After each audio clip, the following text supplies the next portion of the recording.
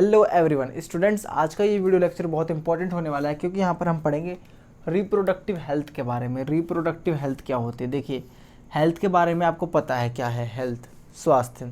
जब कोई मनुष्य शारीरिक, मानसिक और सामाजिक तौर से ठीक हो तो उसको हम स्वास्थ्य बोल देते हैं। क्या बोल देते हैं? कि ये मनुष्य स्वस्थ है। यानी कि socially, physically and mentally if a person is well being then he is known to be a healthy person. तो यहाँ पर जो है हम बात कर रहे हैं रिप्रोडक्टिव हेल्थ के बारे में। अब ये हेल्थ अगर हम रिप्रोडक्शन पर अप्लाई कर दें, रिप्रोडक्टिव पार्ट्स पर अप्लाई कर दें तो उसको बोल देते हैं रिप्रोडक्टिव हेल्थ। यानी कि एक ऐसी हेल्थ, एक ऐसा स्वास्थ्य जो हमारे रिप्रोडक्टिव ऑर्गन से जुड़ा हुआ है। तो यहाँ पर जो है वो सबसे पहले हम बात करेंगे फीमेल और मेल इंटरकोर्स के बारे में। ठीक है गाइस, ये बहुत जनरल टॉपिक है, इंपॉर्टेंट है, आपकी डेली लाइफ में आपको बहुत काम आएगा। तो यहाँ पर हम क्या बात करने वाले हैं? देखिए, यहाँ पर जो है बहुत सारी सेक्सुअली ट्रांसमिटेड डिजीज़ होती है। मेल और फीमेल के दौरान जब इंटरकोर्स होता है, जब संभोग होता है, तो वहाँ पर बहुत सारी डिजीज़ का जो है वो ट्रांसमिशन हो सकता है। इन डिजीज़ से बचने के लिए हमें कुछ उपाय जानने हैं, वो इस चैप्टर में बताया गया है।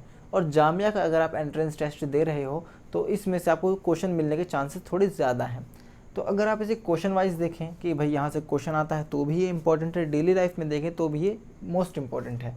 तो यहाँ पर जो है बहुत सारी सेक्सुअली ट्रांसमिटेड डिजीज़ जो है वो फैल जाती हैं। ये किस वजह से फैल जाती हैं? देखिए, जब मेल और फीमेल के बीच में क्या होगा? इंटरकोर्स होगा। मेल और फीमेल के बीच में क्या होगा? इंटरकोर्स। तो उसके दौरान क्या होगा? वो बहुत ज़्यादा करीब आ जाएंगे। तो जो मेल रिप्रोडक्टिव पार्ट है और फीमेल रिप्रोडक्टिव पार्ट है, उन दोनों से जो है डिजीज़ का ट्रांसमिशन हो सकता है। वो डिजीज़ कौन कौन सी है? देखिए, नंबर 1 है एड्स। एड्स के बारे में मैंने आपको बताया था क्या होता है। एक्वायर्ड इम्यूनोडिफिशियेंसी सिंड्रोम, जो किससे होती है? HIV वायरस से होती है। किससे होती है? HIV वायरस से। ये मोस्ट इंपॉर्टेंट है, आपको पता होना चाहिए। तो एड्स जो है ये सबसे ज़्यादा फैलते हैं किससे? सेक्सुअल कॉन्टैक्ट से। उसके बाद नई डिजीज़ है, दूसरी जो डिजीज़ है उसको बोलते हैं सिफिलिस। क्या बोलते हैं? सिफिलिस। ठीक है, सिफिलिस।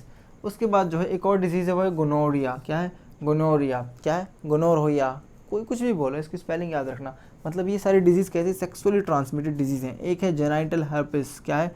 Genital herpes. और एक है क्लेमाइडिया। एक है क्लेमाइडिया। कौन सी डिजीज़ है? क्लेमाइडिया। एक है जेनाइटल हर्पिस, एक है गोनोरिया, एक है सिफिल्स, एक है AIDS. AIDS, syphilis, gonorrhoea, genital herpes, chlamydia. ठीक है, क्लेमाइडिया और क्या? गोनोरिया। ये सारी डिजीज़ जो है वो क्या है? सेक्सुअली ट्रांसमिटेड डिजीज़ हैं।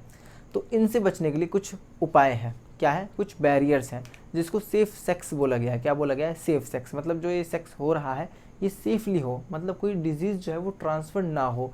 हम इस चीज़ का ध्यान रखेंगे यहाँ पर। ठीक है, तो ये जो है एक जनरल टॉपिक है, इसको हमारे एजुकेशन सिस्टम में ऐड किया जाना चाहिए क्योंकि जो है मॉडर्नाइजेशन आता जा रहा है और लोगों के लिए ये चीज़ें पढ़ना ज़रूरी है। तो ये आपकी रिप्रोडक्टिव हेल्थ को क्या करेंगे? मेंटेन करेंगे, क्योंकि ये सब चीज़ें as a part of life है। आपको ये चीज़ें जाननी ज़रूरी हैं। आप भले ही अभी आपकी एज कम हो, लेकिन आपको ये चीज़ समझनी पड़ेगी कि ये एक पार्ट ऑफ लाइफ है। बहुत से स्कूल्स में, बहुत से क्लासेस में मैंने देखा है, बच्चे क्या करते हैं? हंस रहे होते हैं जब इस तरीके के टॉपिक पढ़ाए जाते हैं, या फिर उन्हें शर्म आ रही होती है। इसमें शर्म की कोई बात नहीं है, ना इसमें कोई हंसी की बात है। ये आपकी डेली लाइफ का एक प्रोडक्ट है। ठीक है, क्या है? एक डेली लाइफ का प्रोडक्ट बोल रहा हूँ मैं कोई प्रोसेस नहीं बोल रहा, प्रोडक्ट बोल रहा हूँ कि ये एक ज़रूरी चीज़ है यार, इसके बारे में बात करनी चाहिए। अगर देखिए, अगर इसको बहुत से लोग इन चीज़ों को गलत मानते हैं, वो अपनी सोच के हिसाब से, मुझे नहीं पता क्या सोचते हैं, पर यहाँ पर क्या है कि सारे मैन जो हैं, सारे जो लिविंग ऑर्गेनिज्म हैं, जितने भी सेक्सुअली रिप्रोड्यूसिंग हैं, हम, इवन मैं, इवन आप, सब किससे किससे बने हैं? ऊपर वाले ने बनाया है हमको। किसने बनाया है? ऊपर वाले ने। तो आपके माता पिता ने आपको पैदा किया है गाइस, वो इसी प्रोसेस के थ्रू किया है। ठीक है, इंटरकोर्स के थ्रू किया है। ऐसा नहीं है कि वो अलग से आपको कहीं से उठा लाए या टेस्ट ट्यूब में आपको बना दे, नहीं, वो इसी प्रोसेस के थ्रू किया है। तब तो ये उनको गलत नहीं लगा ना। तो सब चीज़ें होती हैं, एक टाइम होता है वो करने का, सब चीज़ें करने का। तो यहाँ पर मैं आपको क्या समझाना चाहता हूँ? मैं आपको एज ए फ्रेंड, आपका एज ए टीचर बन के बात करना चाहता हूँ कि आप इन चीज़ों को हंसे ना, इन चीज़ों से शर्म ना खाएं। बहुत इंपॉर्टेंट है। इसे चैप्टर के लिए पढ़ें, इसे टेस्ट के लिए पढ़ें, अपनी डेली लाइफ के लिए पढ़ें। तो गाइस, अब हम आगे बढ़ेंगे और इन डिजीज़ से बचने के कुछ उपाय ढूंढेंगे कि भाई क्या क्या उपाय हैं ड्यूरिंग जो इंटरकोर्स हो रहा है, संभोग के दौरान क्या है। कुछ ऐसे उपाय हम कर देंगे कि जो है ये डिजीज़ ना फैले। ठीक, क्या है? यही सेफ सेक्स है और इसके बारे में बात की जानी चाहिए।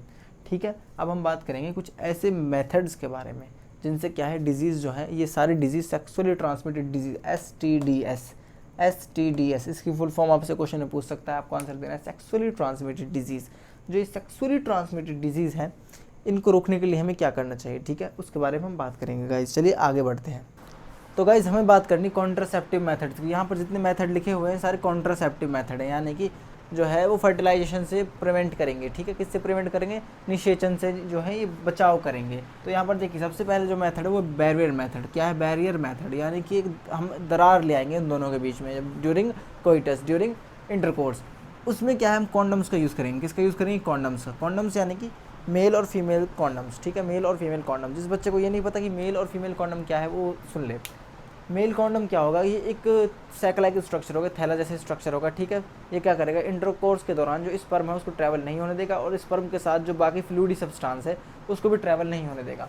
और सेम ऐसा ही फीमेल्स के अंदर भी देखा जाता है। फीमेल्स भी जो है फीमेल कॉन्डम का यूज़ करती हैं, किससे बचने के लिए, इन डिजीज़ से बचने के लिए। उसके बाद जो है कुछ हार्मोनल चेंजेस करने पड़ते हैं। क्या करने पड़ते हैं, हार्मोन के अंदर चेंज लाने पड़ते हैं। उससे क्या होगा, जो फर्टिलाइजेशन है वो नहीं हो पाएगा, और जो फर्टिलाइजेशन है वो बिल्कुल नहीं हो पाएगा, ठीक है। फर्टिलाइजेशन नहीं हो पाएगा। देखिए जो ये कॉन्डम वाला मेथड है इससे जो है वो डिजीज़ बिल्कुल नहीं होंगी, इससे डिजीज़ जो है वो बिल्कुल नहीं होंगी। सबसे परफेक्ट मेथड जो है डिजीज़ से बचने के लिए वो है बैरियर मेथड। क्या है, बैरियर मेथड, सबसे ज़्यादा बचने के लिए। बाकी ये जितने मेथड हैं इनसे क्या होगा, इनसे जो है देखिए जैसे हार्मोनल चेंज वाला है, इससे देखिए मेल और फीमेल का जो फ्लूइड है वो मिक्स हो जाएगा, तो डिजीज़ तो हो जाएगी लेकिन बेबी नहीं होगा, ठीक है, बेबी नहीं होगा। तो ये क्या है, ये कॉन्ट्रासेप्टिव मेथड भी है, बैरियर मेथड, और क्या है, डिजीज़ से बचाने वाला मेथड भी है। उसके बाद देखिए यहाँ पर क्या है, कुछ ऐसी दवाइयाँ लेंगे जिससे क्या होगा, हार्मोन का लेवल अलग हो जाएगा, और उससे क्या होगा, जो फर्टिलाइजेशन है इससे क्या होगा, जो फर्टिलाइजेशन है वो नहीं हो पाएगा। तो कुछ गोलियाँ आप बोल सकते हैं, कुछ टैबलेट्स वगैरह लेनी पड़ती हैं हार्मोनल चेंज के लिए। कुछ ओरल कॉन्ट्रासेप्टिव इनको बोलते हैं, क्या बोलते हैं, ओरल कॉन्ट्रासेप्टिव। उसके बाद सर्जरी करवाना। देखिए ये ओरल कॉन्ट्रासेप्टिव जो है इनके साइड इफ़ेक्ट हैं, साइड इफ़ेक्ट हैं। क्या है, साइड इफ़ेक्ट, मतलब खाने के बाद जो बाद में बुरे प्रभाव पड़ते हैं शरीर पर, वो इनमें देखे जाएंगे हार्मोनल चेंज वाली दवाइयों में। उसके बाद जो है सर्जरी, इसके अंदर भी साइड इफ़ेक्ट देखे जाते हैं कि बॉडी में क्या होगा, इचिंग हो जाएगी, दर्द हो जाएगा, पेन होगा। तो इसके अंदर क्या होता है, ट्यूबेक्टोमी और वैसेक्टोमी। देखिए ट्यूबेक्टोमी में क्या होगा, ट्यूबेक्टोमी में जो है फैलोपियन ट्यूब को जो है वो कट कर दिया जाएगा, और इस तरह कट कर दिया जाएगा कि उससे एग जो है आगे ना बढ़ पाए, वो वहीं पर रुक जाए एक तरीके से, ठीक है। मतलब स्पर्म जो है वो वहाँ तक पहुँच ही नहीं पाएगा। और जो वैसेक्टोमी है इसमें क्या करेंगे, वैसे डिफरेंस का एक पार्ट लेंगे और उसको कट कर देंगे और उसको टाई कर देंगे, बांध देंगे, जिससे जो है स्पर्म जो है वो रिलीज़ हो तो जाए लेकिन पहुँच ना पाए आगे, ठीक है। मतलब मेन रिलीज़ नहीं होगा, जो यूरेथ्रा से रिलीज़ होता है ना वो रिलीज़ नहीं होगा वैसेक्टोमी के अंदर। तो यहाँ पर जो सबसे परफेक्ट मेथड है वो है बैरियर मेथड। आपसे क्वेश्चन में पूछ सकता है कि सबसे परफेक्ट मेथड कौन सा है, वो है बैरियर मेथड। बैरियर मेथड में क्या यूज़ करते हैं, कॉन्डम्स का यूज़ करते हैं। तो यहाँ पर ये चीज़ें इंपॉर्टेंट थी। एक होता है IUD, इंट्रा यूटेरिन डिवाइस। क्या, IUD, इंट्रा यूटेरिन डिवाइस। उसका एग्जाम्पल है कॉपर टी। क्या है, कॉपर टी। और उसका एग्जाम्पल है CU7। उसके कई सारे एग्जाम्पल हैं। तो इंट्रा यूटेरिन डिवाइसेस, उनके भी साइड इफ़ेक्ट देखने को मिलते हैं, सर्जरी में भी साइड इफ़ेक्ट देखने को मिलते हैं, ओरल कॉन्ट्रासेप्टिव में भी साइड इफ़ेक्ट देखने को मिलते हैं। ना ही ये किसी डिजीज़ से बचाते हैं, जो डिजीज़ से भी बचा रहा है और जो डिजीज़ से बचा रहा है और प्रेगनेंसी से भी बचा रहा है, वो कौन है, वो है बैरियर मेथड, यानी कि यूज़ ऑफ कॉन्डम्स, ठीक है। ये इंपॉर्टेंट था गाइज, मैंने आपको करा दिया है। आप इस चीज़ को ना बार बार पढ़ते रहें किताब से, समझते रहें इन चीज़ों को, ठीक है। इन चीज़ों को थोड़ा ध्यान से लें, शर्माने की या फिर हंसने की इसमें कोई ऐसी बात नहीं है। इस चीज़ को आप जितना अच्छी तरह समझने की कोशिश करेंगे आप लाइफ में उतना ही आगे निकलेंगे। मतलब हर चीज़ को, जिसको लोग शर्म समझते हैं या लोग किसी चीज़ को गलत समझते हैं, उस चीज़ को आप ऐसे मत देखिए जैसे लोग देख रहे हैं। अपना नज़रिया बदलिएगा, इससे ही समाज बदलेगा। आपको देश को सर्व करना है, हमें देश के लिए सर्व करना है। तो इस तरह की आप अपनी सोच रखिए कि हमें हर चीज़ को पॉजिटिवली देखना है, उस चीज़ के अंदर जो कमियां हैं उनको अलग निकालना है, ठीक है। अब ये जो चैप्टर हमने पढ़ा, टॉपिक हमने पढ़ा, आपने देखा होगा कि बैरियर मेथड सबसे परफेक्ट मेथड है। बाकी ये मेथड जो है उनसे, देखिए यहाँ पर क्या है, यहाँ पर परमानेंट जो है वो एक तरीके से बेबी कभी हो ही नहीं सकता। यहाँ पर जो है परमानेंट प्रेगनेंसी रुक जाएगी वैसेक्टोमी और ट्यूबेक्टोमी से।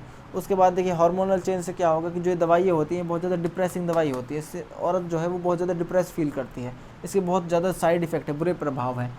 तो सबसे बढ़िया मेथड बैरियर मेथड है। अब ये कैसे पता चला, ये हमें इस रिसर्च से पता चला, ये हमें डेली लाइफ के यूज़ से पता चला।